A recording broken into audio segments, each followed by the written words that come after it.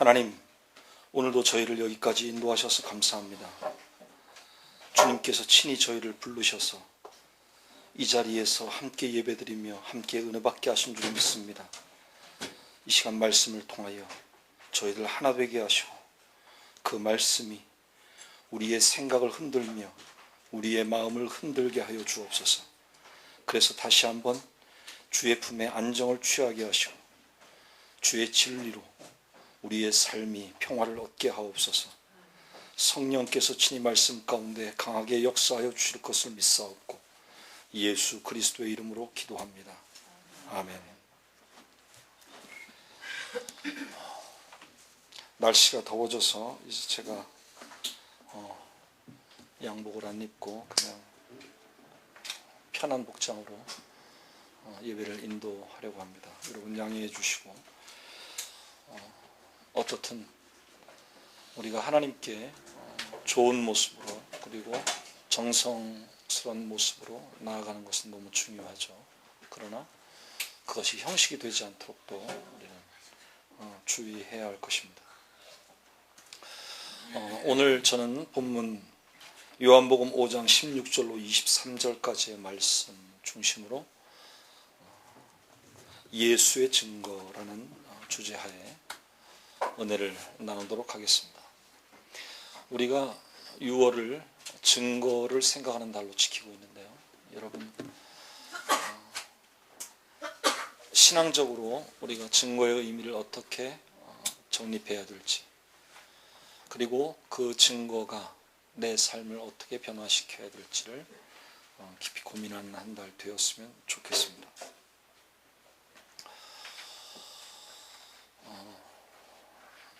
저는 세례를 좀 늦게 받았습니다.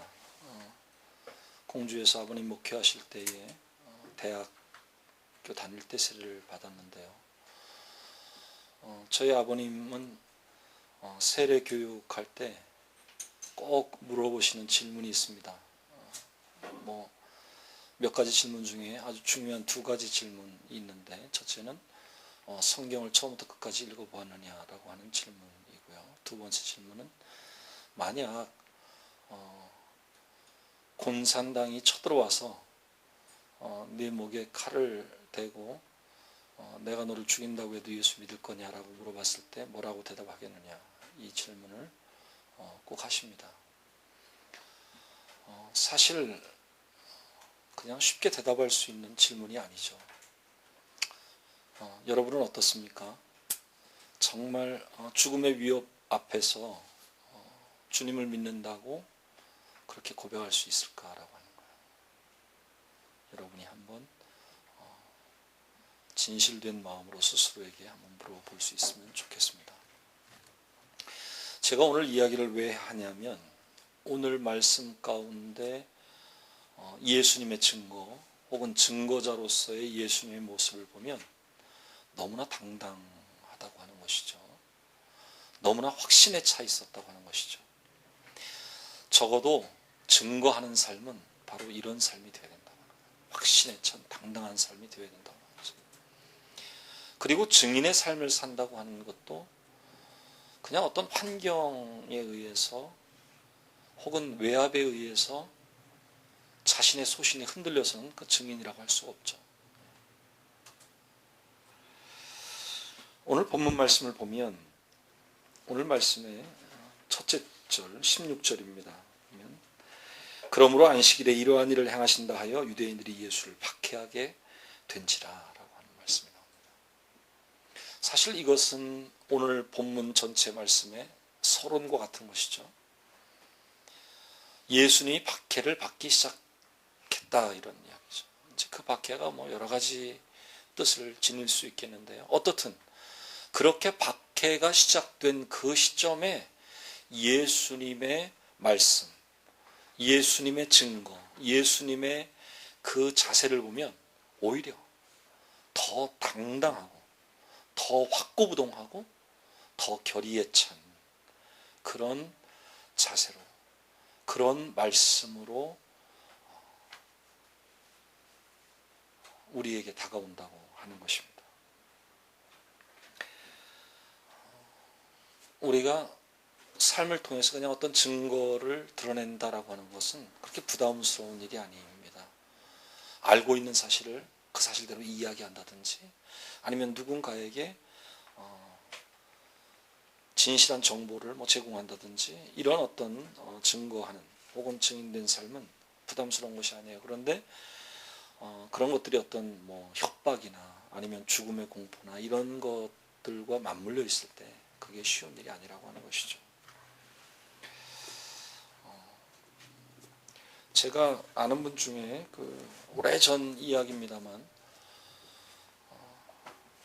학교 선생님을 하면서 학생부라고 하나요?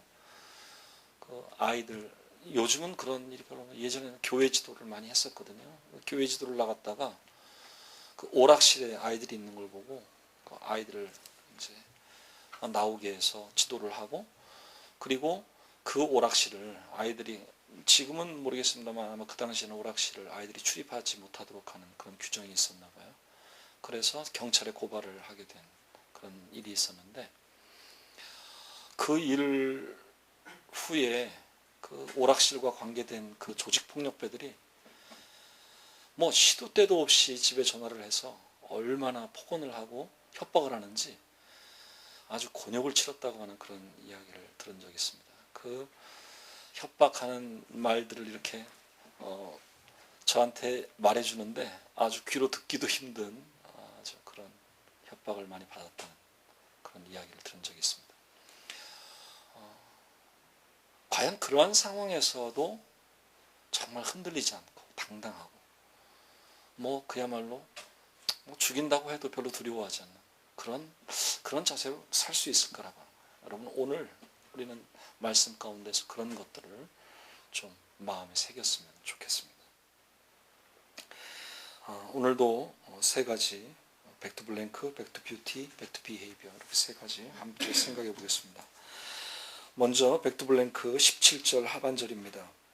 내 아버지께서 이제까지 일하시니 나도 일한다라고 하는 말씀인데요. 저는 오늘 증거와 관련해서 우선은 일에 대해서 여러분과 생각해 보려고 합니다. 여러분 다 일하시죠. 일 없는 사람은 숨 쉬는 일도 하고 일 안 하고 사는 사람은 저는 없으리라고 생각해요. 모두가 다 일하고 삽니다. 그런데 과연 어떤 일을 하느냐라고 하는 것이 문제죠. 여러분은 어떤 일을 하고 계십니까? 어떤 일을 하면 그거를 2등분해서 나눌 수가 있죠. 예를 들어서 좋은 일, 나쁜 일, 즐거운 일, 별로 안 즐거운 일, 아니면 유익한 일, 혹은 해로운 일 이렇게 일을 나눌 수 있죠. 여러분은 어떤 일을 하고 계십니까? 또 어떤 일을 즐거워하고 계십니까? 이 어떤 일을 조금 더 축약하면 이런 표현도 할 수 있어요. 누구의 일을 하는가라고 하는 거예요. 여러분이 하는 일을 소유격으로 만들 수가 있습니다. 우선 이렇게 만들 수 있죠. 하나님의 일, 사람의 일 만들 수가 있죠. 혹은 나의 일, 너의 일 이렇게도 표현할 수 있습니다. 혹은 나 자신의 일, 가족의 일 이렇게 소유격으로 나눌 수가 있어요. 여러분 오늘 말씀은 우리에게 무엇을 암시합니까? 예수님이 내 아버지께서 이제까지 일하시니까 나도 일한다. 아버지의 일이 곧 나의 일이다. 아버지가 일하기 때문에 그 일에 나도 동참한다. 그런 일의 개념입니다.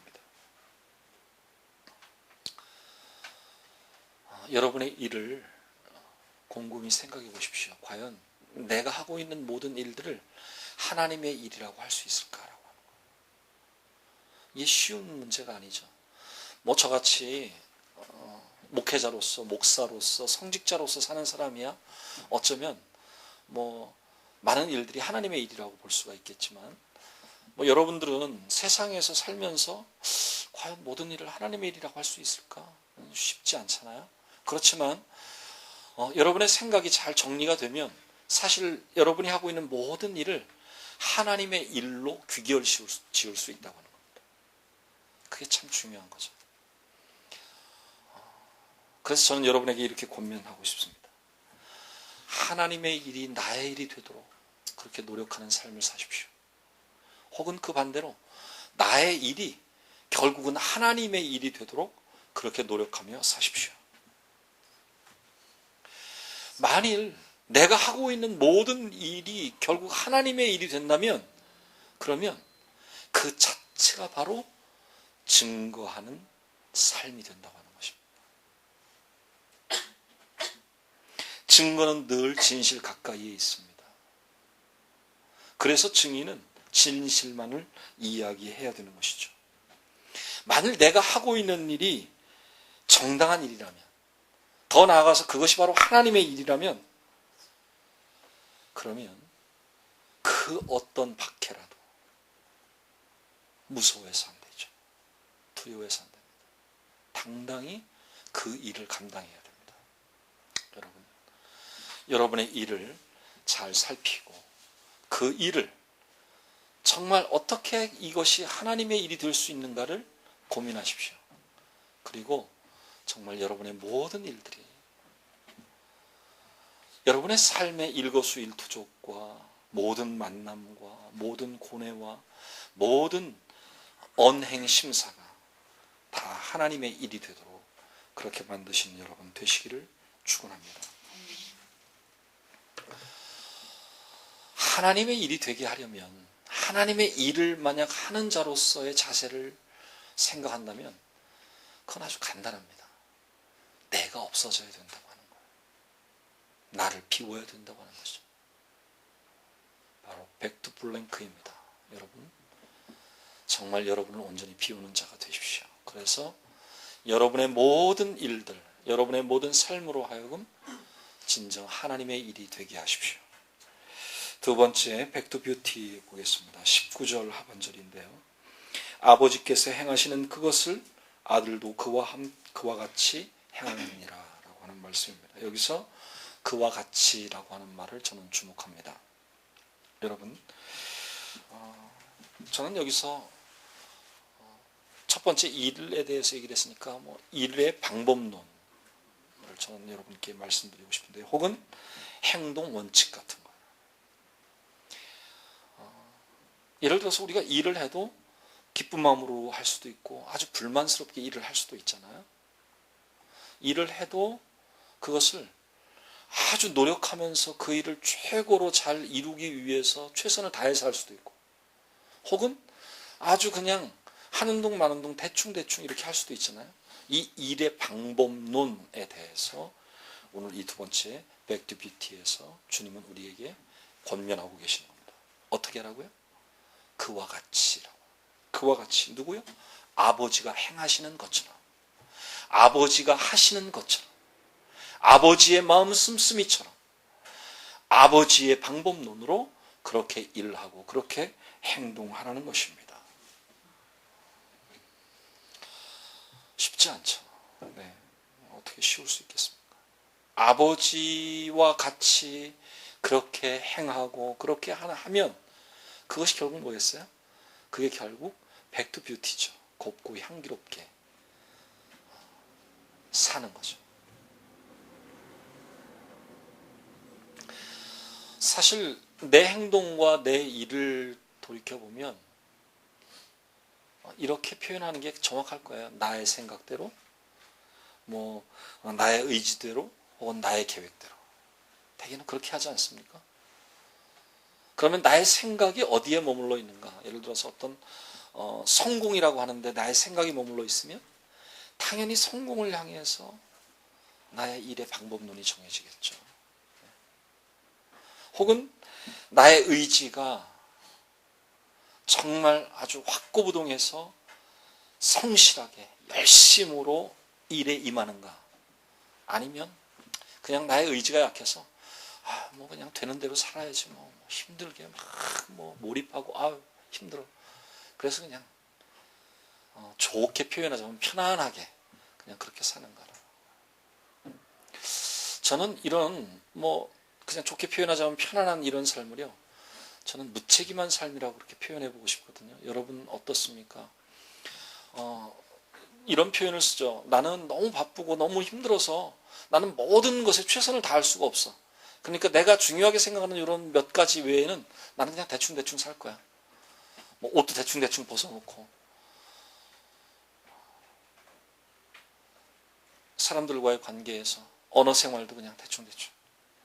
그러다 보면 무책임한 그런 삶이 되게 된다고 하는 것이죠. 여러분, 분명 우리의 행동과 우리의 일에는 기준이 있어야 됩니다. 그 기준을 여러분이 잘 붙잡으셨으면 좋겠습니다. 그것이 바로 오늘 말씀 가운데 그와 같이라고 하는 말씀입니다. 사실 우리의 행동이나 우리의 일이요 분명히 조종되고 있습니다. 조종이란 말보다는 운전되고 드라이브 되고 있어요. 그런데 그 드라이브의 주체가 무엇이냐가 문제거든요. 그게 어떤 욕심일 수도 있고요. 아주 강한 자존감일 수도 있고요. 여하튼 내 행동이나 내가 일에 임하는 데 있어서 나를 드라이브하는 것이 무엇인가를 여러분 잘 생각해 보십시오. 그것이 바로 주님의 생각이 되어야 되고 주님의 마음이 되어야 되고 주님의 뜻이 되어야 됩니다.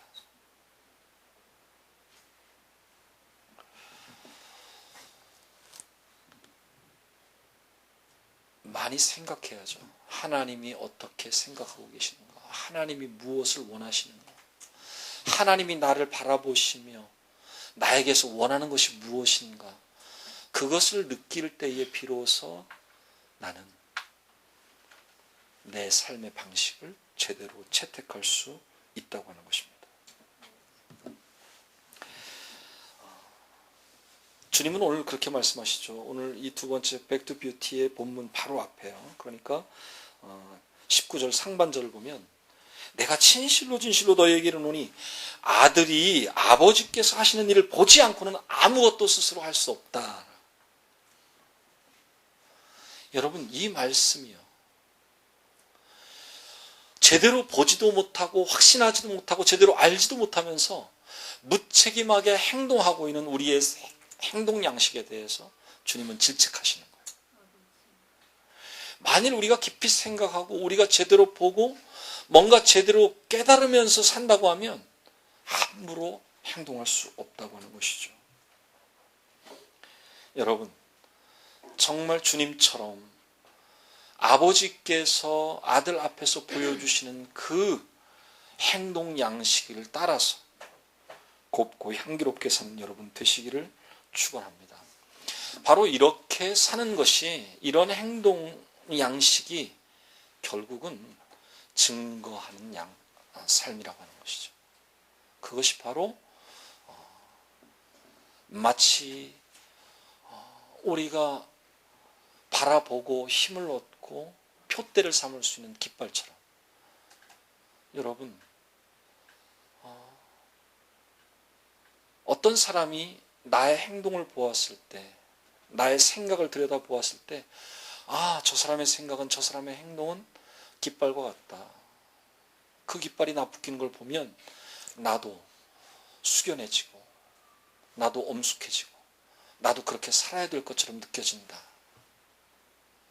그렇게 보여질 수 있는 그렇게 다가갈 수 있는 여러분의 행동, 여러분의 삶의 방식이 되었으면 좋겠습니다. 세 번째, back to behavior 22절 하반절입니다. 아무도 심판하지 아니하시고 심판을 다 아들에게 맡기셨으니 라고 하는 말씀입니다. 저는 여기서 심판이라고 하는 말에 주목합니다. 여러분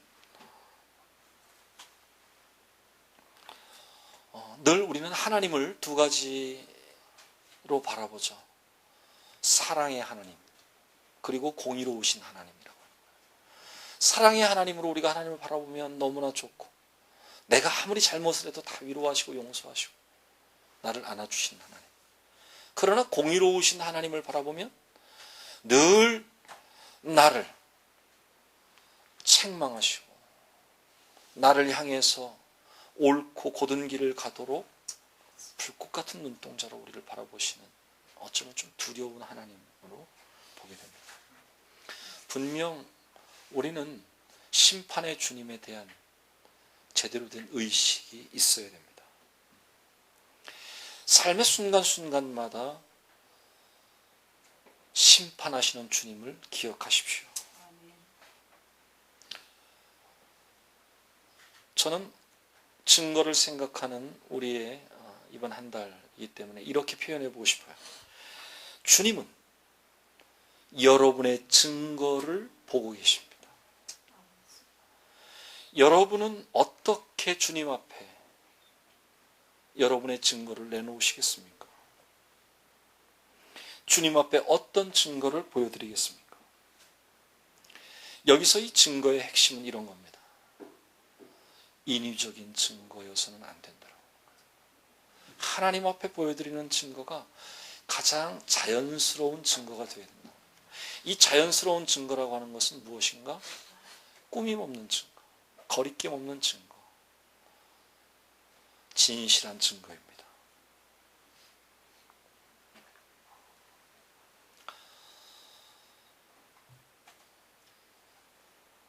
세상이 사실은 좀 복잡하죠. 좀 어둡기도 하고, 좀 세상이 혼탁합니다.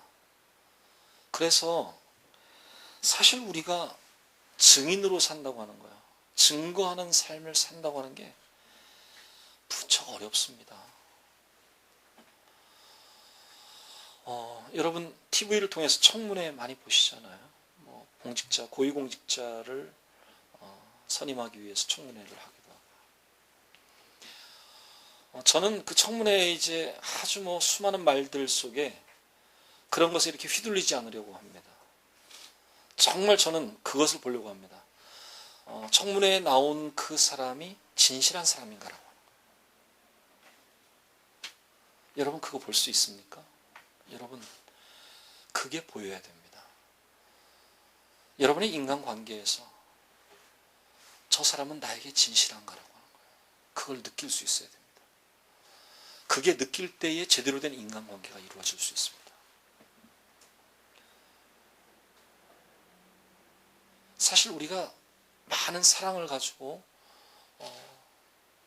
많은 사람을 향해서 사랑하는 마음으로 다가서려고 하다 보면 정직한 눈을 잃기가 쉽거든요. 그냥 알면서도 모르는 채 하고 싶고 하고 싶은 말이 있지만 그냥 안 하고 넘어가고요.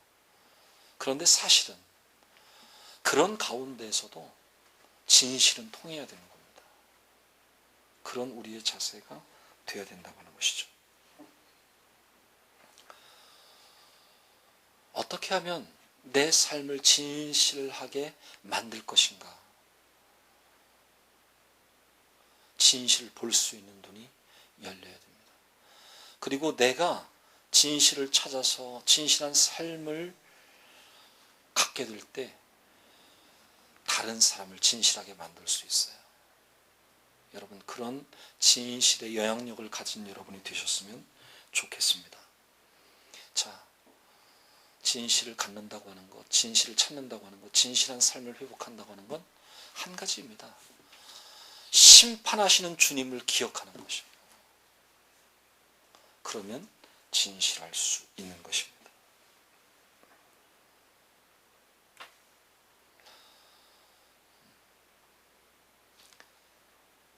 그런 말 많이 들어보셨죠? 심증은 가는데 물증이 없다라고 하는 거예요. 여기서 이 증자가 바로 증거할 때 그 증자죠. 분명히 내 마음으로는 저 사람이 속이고 있다라는 것 느끼는 거죠. 그런데 물증이 없으니까 덮어둘 수밖에 없는 거죠. 여러분의 삶 속에 정말 진실을 바로 보고 진실을 마음으로 느낄 수 있는 그 마음이 열려져서 여러분이 곧은 길을 갔으면 좋겠습니다. 여러분의 모든 인간관계가 진실 위에 세워졌으면 좋겠습니다. 결국 이것은 우리 인간적인 방법으로 얘기하면 증거를 찾는 삶이라고 할 수가 있어요. 사실은 하나님이 우리에게서 증거를 찾고 계시거든요. 심판하신 주님이라는 의미가 뭐냐면 바로 우리에게서 어떤 증거를 기다리고 계시는 거고 증거를 찾는 거예요. 진실함 위에 서도록 우리를 촉구하시는 거죠. 마찬가지로 우리가 우리의 삶 속에서 많은 것들로부터 증거를 찾는 그런 삶이 되어야 됩니다. 좀 어렵죠. 그런데 이게 지난주 설교하고 연관시키면 아주 쉽습니다. 지난주 베데스다 연못에 있던 38년 된 병자가 증거를 찾았어요. 그런데 어떤 증거를 찾았죠? 하나님의 증거 가운데 한 가지. 베데스다 연못의 물이 동하기를 기다렸죠. 그 증거를 보기를 원했고 그 증거를 보는 순간에 뛰어 들어가려고 하는 준비를 하고 있었던 거죠. 그 증거 하나만 붙잡은 거예요. 여기에서 혼란이 온 거죠. 사실 그 베데스다 연못이 동하는 증거보다 더 위대한 하나님의 증거가 자기에게 다가오잖아요. 그 누구예요? 예수님이 오시는 거잖아요. 예수님이 오셔서 내가 낫고자 하느냐 물어보잖아요.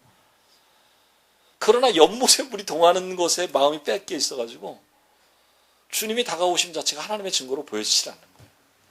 이게 안타까운 거죠. 여러분, 증거를 볼 수 있는 눈이 열려야 됩니다.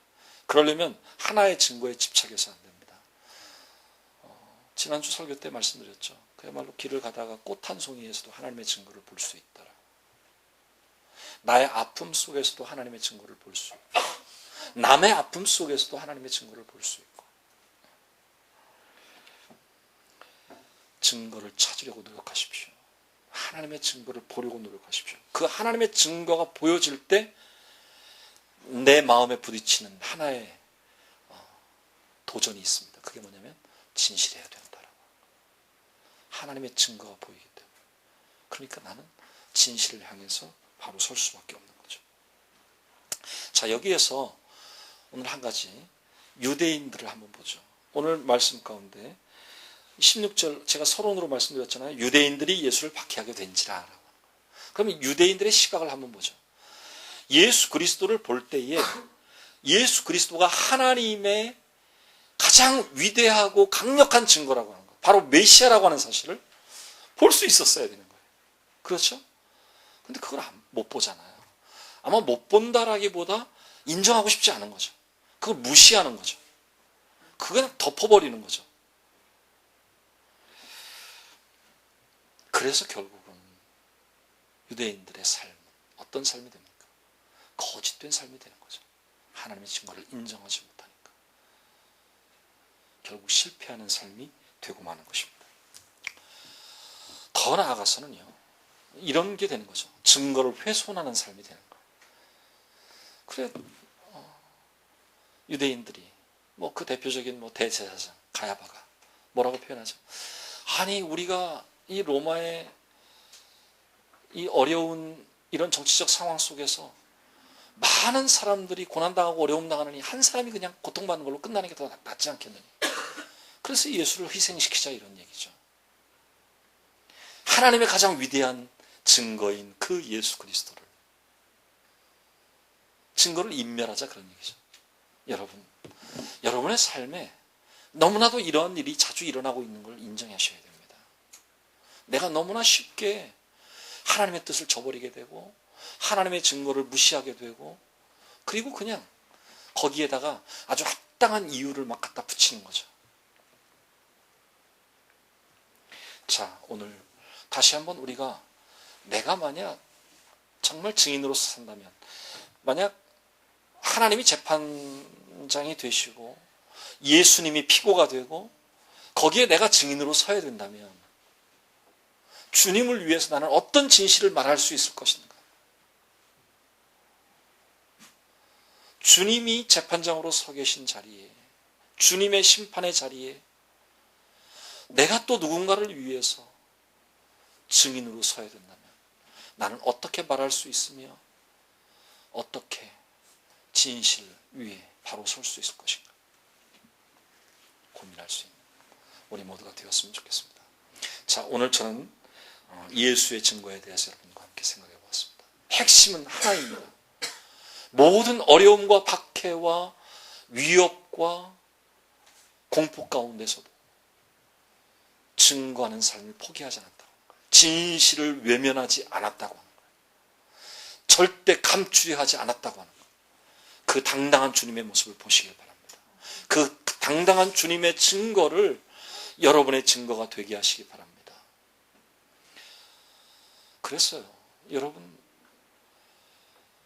사실 이 증인, 위트니스라고 하는 거예요. 그것은 마티어라고 하는, 순교자라고 하는 말과 원어상에는 연결되어 있어요. 이 헬라어에.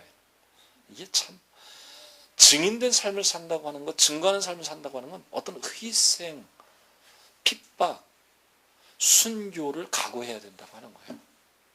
여러분, 어쩌면 제가 이 증거를 이야기하면서 좀 오늘 어둡게 설교했는지 모르겠습니다. 그러나 여러분, 정말 여러분이 심각하게 내가 어떻게 증인으로서 살 수 있을 것인가, 어떻게 예수님의 증거가 내 증거가 되게 할 것인가, 정말 나는 어떻게 당당할 수 있을 것인가, 그걸 가지고 고민하는 여러분 되었으면 좋겠습니다. 함께 기도하시겠습니다.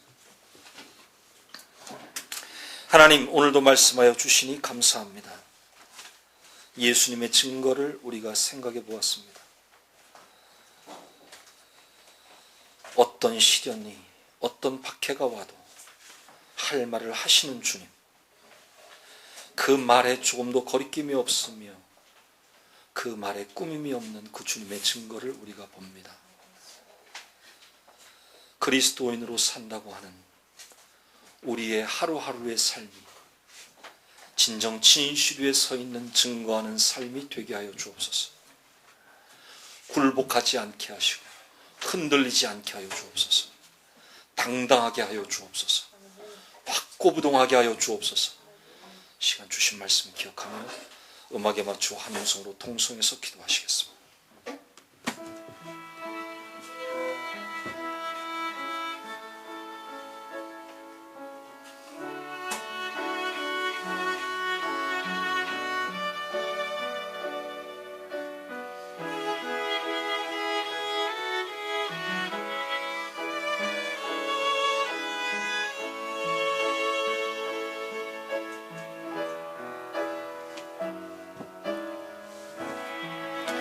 하나님 감사합니다.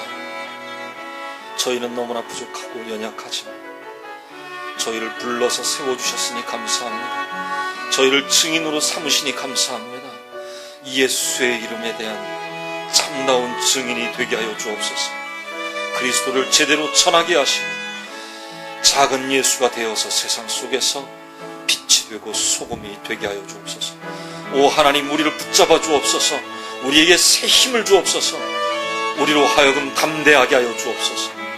주께서 주시는 용기를 가지고 세상 속에서 참된 증거자로 살게 하여 주옵소서. 참된 증인의 삶을 살게 하여 주옵소서. 아무리 핍박이 와도 어려움이 와도 곤란한 상황이 와도 피하지 않게 하시고 꾸미지 않게 하시고 올바로 제대로 서 있는 자가 되게 하여 주옵소서. 제대로 외치는 자가 되게 하여 주옵소서.